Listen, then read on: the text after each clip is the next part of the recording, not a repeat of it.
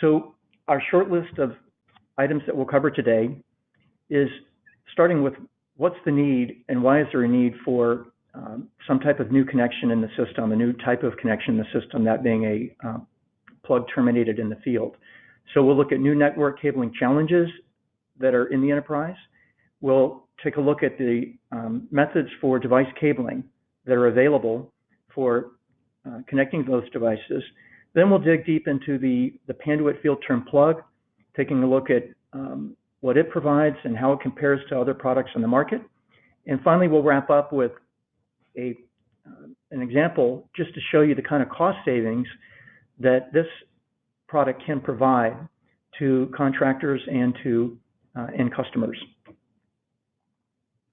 So the first question again is, what's going on in the network to create a need for a new type of connector in the market? Well, as we all know, as we see from the pictures, there are many more ceiling and wall mounted network devices which are now being installed and integrated into the typical enterprise network. Things like access points, wireless access points, of course, cameras, sensors, displays, door controls, even PoE lighting. Now, these devices all share some commonalities in that they are RJ45 port connected, meaning they have one or more RJ45 ports into which you insert a plug from the network to physically connect the device to the network.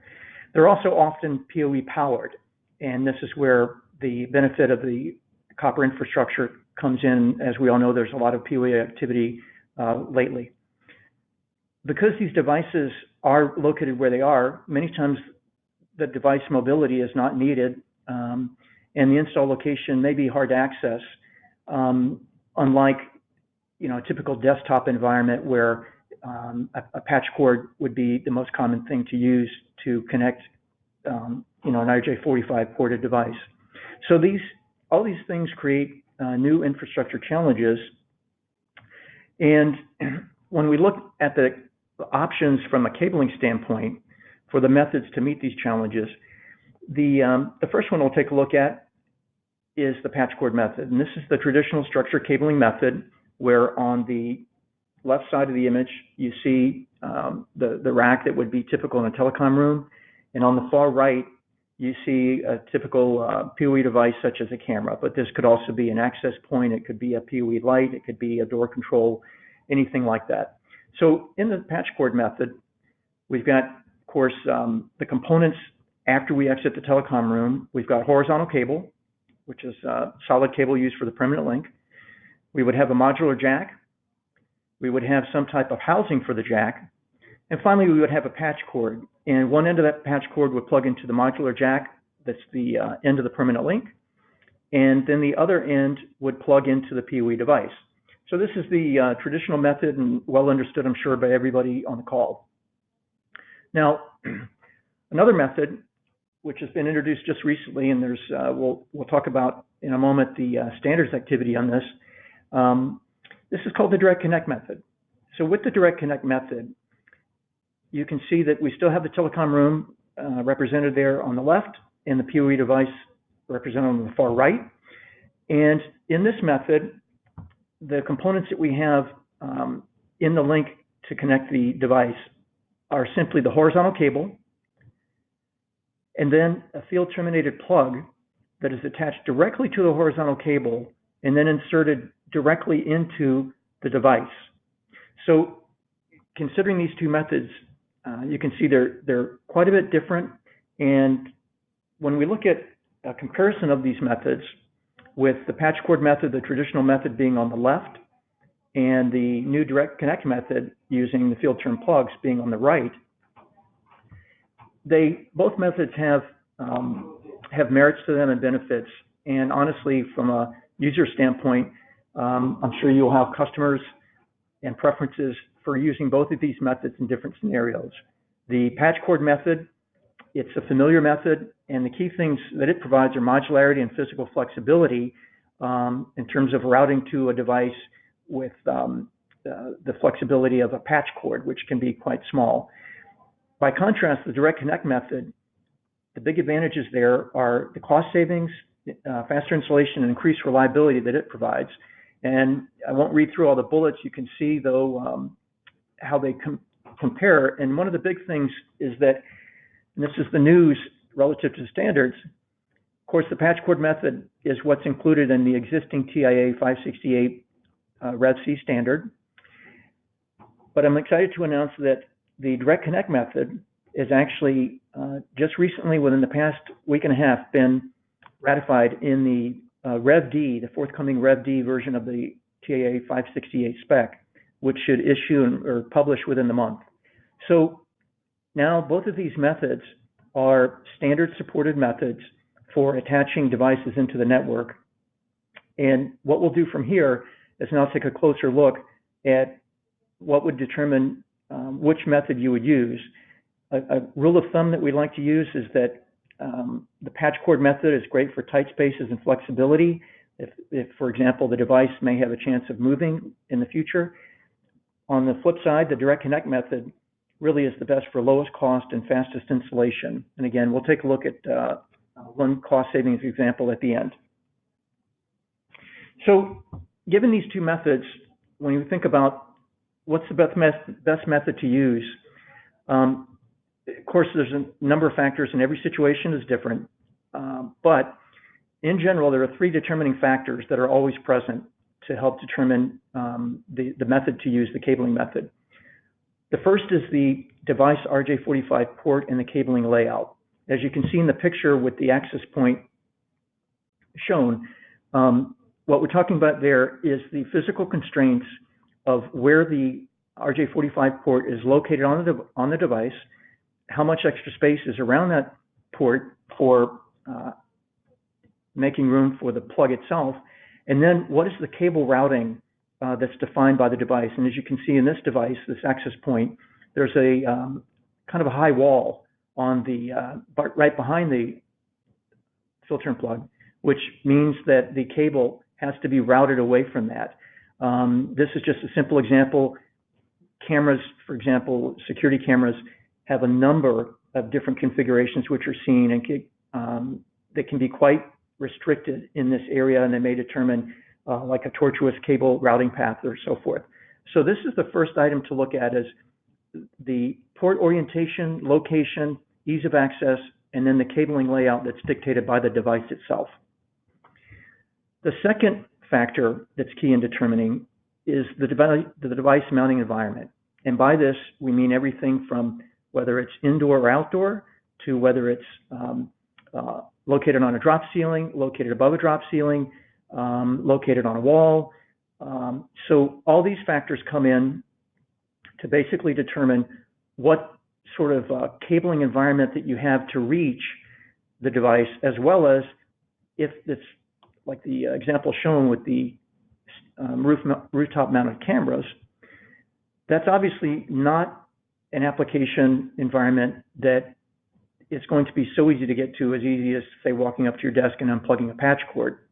So in this case, the device mounting environment might even influence the desire for the reliability of the system, which is where the direct connect method has an advantage, just because it's fewer points of failure in the link to the device.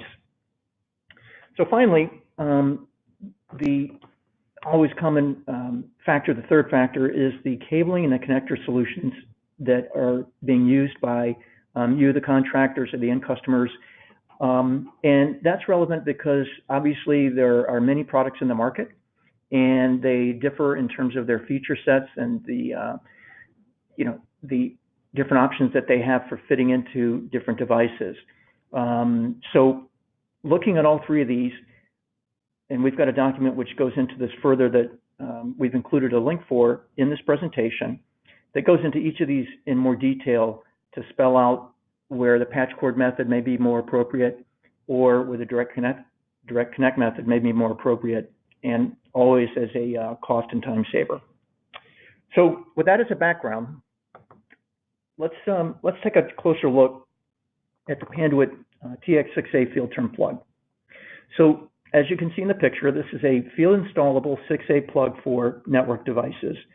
It's a 6A rated plug that is also backwards compatible to a 6 and 5E to 6 and 5E systems. The key advantages of this product, the qualities of it, it's easy, fast, and versatile to install. That's because, first of all, it's a simple two-piece assembly, as we'll see in the next slide. We have multiple cable exit options. So as you can see in the picture, the one plug on the bottom is a straight exit. The one above it is in an angled up configuration that can also be wired differently and flipped around to be an angled down configuration. The product is capable of terminating a wide range of cable gauges, and it's reterminable up to 20 times in the field, which means that as we get to the next slide here, you'll see that if it became necessary to rework a plug in the field, you could easily do that with the Panduit product up to 20 times. So then at the end, we'll take a look at the time and install cost savings. So what is it about the Panduit's approach to the field term plug that really separates it and we think makes the easiest to terminate product in the market? Well, it really builds on a termination technology that Panduit has had for more than a decade now in our modular jacks, and that is what we call the TG style termination. So as we build out this slide, you can see with the plug itself, we've got the front plug housing, which is the black portion in this view, and then the blue wire cap, which is the wire manager, holds the wires, and the stripped cable here would be dressed into the wire cap and then simply inserted together to terminate like a Minicom jack, for those of you who are familiar with Panduit's Minicom TG style jacks. So the beauty, again, of this system is in the field, you have very few parts to work with, and the wire cap has dressing features that allow the twist to go as close as possible to the termination and be maintained by the wire cap, and then have the wires be totally separated and put in their own designated channels to really prevent any possibility of miswiring. So let's look now at what the advantages are of multiple cable routing options and why we've introduced both an angled and a straight model of our field term plug. In the top view, you can see a straight model plug that this is the case where maybe the device and the port, the device and cable routing layout is very open and unconstrained.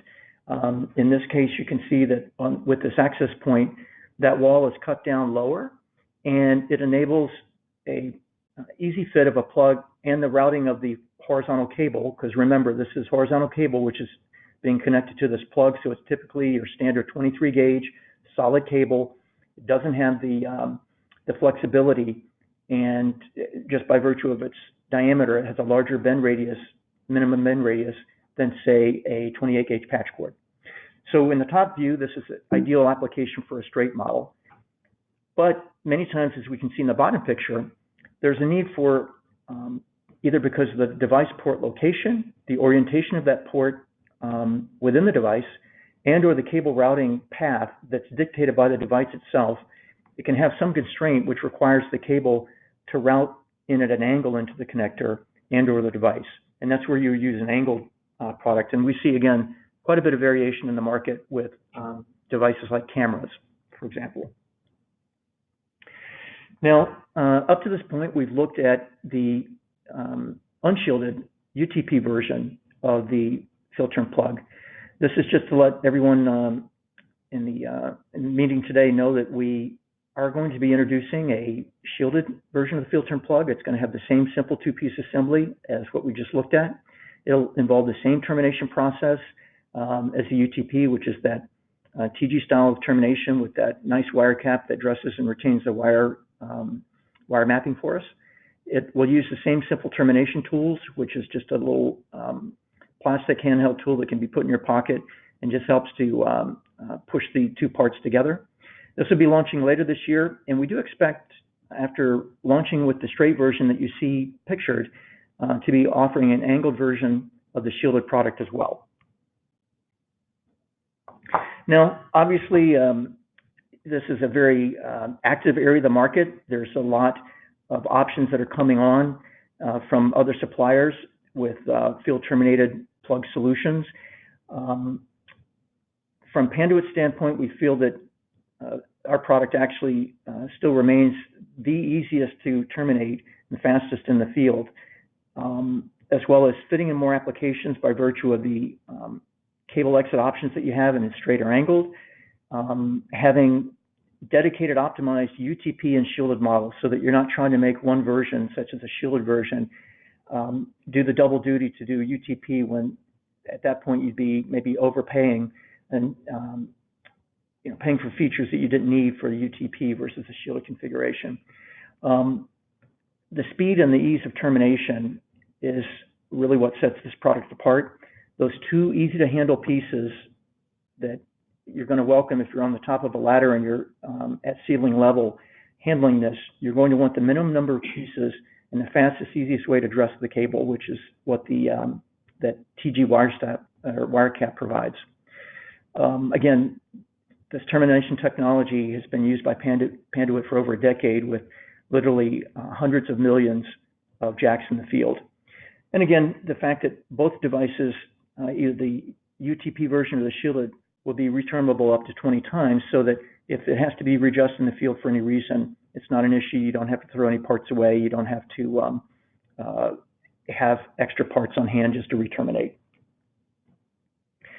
Now, another typical question that we get sometimes is people saying, well, this sounds great. This field term plug is really cool, but gosh, why don't I just use a modular plug? And by modular plug, I mean the picture on the lower right, which is the same type of plug that you see on the end of a patch cord. Of course, Panduit makes patch cords as well, and we use plugs like this every day in our patch cord assembly.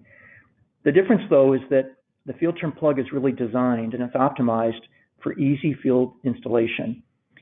The way that shows up, as you can see in the comparison pictures, is far fewer pieces with the field term plug, only two, and more obviously polarized and indexed versus the multi-part construction that you have with a modular plug.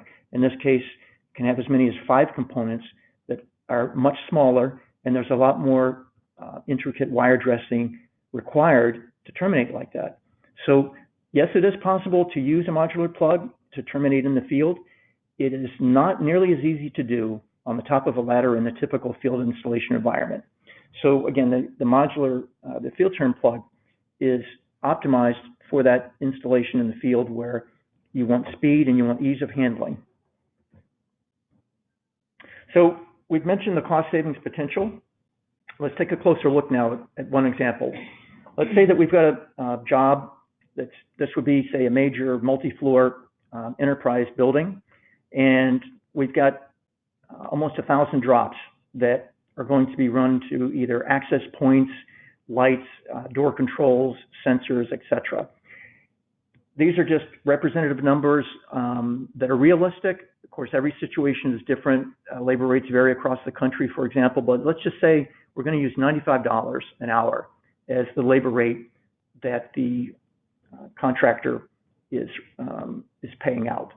So if we take a look at the patch cord method as a comparison, per drop, we would have material costs that would be somewhere in the neighborhood of, in this example, we're saying $21.55. And that's because we've got again, this is a 6A example. So we've got a 6A jack, we've got a housing for that jack, and then we've got a plenum rated patch cord that would be going from the secured jack to the device. Now, on the labor side, at that $95 an hour, we're estimating at 12 minutes, and that's to terminate the jack, to integrate the jack into the housing, to mount the housing, and then to install the patch cord, one end into the jack and one end to the device. Again, all these numbers can vary in any case. They're all different, but these are, we feel, fairly realistic. So that 12 minutes of time is worth $19 a cost. So when you look at the total cost per drop, we're over $40, and our total material and labor cost for doing these 967 drops is just shy of $40,000.